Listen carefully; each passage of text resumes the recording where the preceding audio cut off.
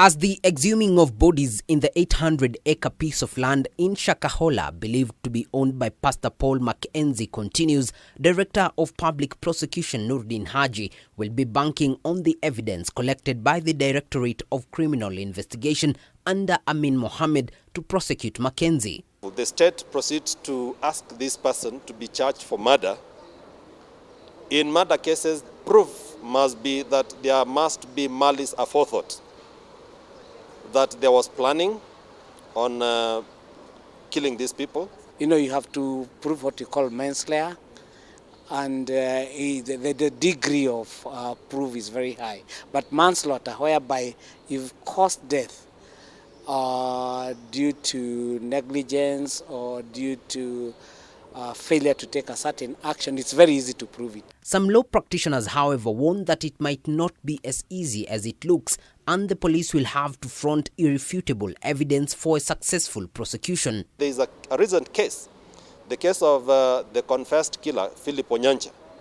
This is the time he was acquitted by the court, and those are some of the elements that missed or are missing in the evaluation of evidence. So in this one also, the police will have a Herculean task, or the investigators are going to have a very big task of assembling the witnesses, of assembling those who saw this person kill. Of course, according to advocates Kariuki Njiri and Samson Nyambere, to hold the murder charge, the prosecution is burdened to provide irrefutable proof and or witnesses. According to the advocates further, the possible charges facing Makenzie more likely to succeed include manslaughter and aiding suicide, though the charge on terrorism, as recommended by the president, may be hard to substantiate.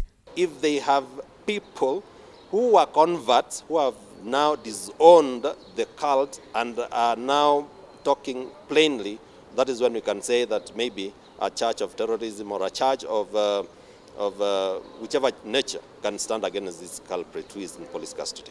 This comes even as calls on the need to regulate and clarify on the freedom of worship to exempt practices that cause harm or loss of life intensify.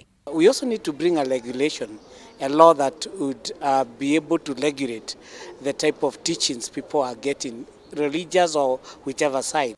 Meanwhile, leaders of Crisco Church in Nakuru County are of the opinion that the regulation should be internal through the established religious associations working hand in hand with the government to avoid a repeat of the Shakahola massacre. Kazi moja ya hizo vikundi ni kuregulate vile doctrine, kile mtu anahubiri, vile anaelekeza watu, vile anaamini kuhusu marriages, vile anaamini kuhusu education.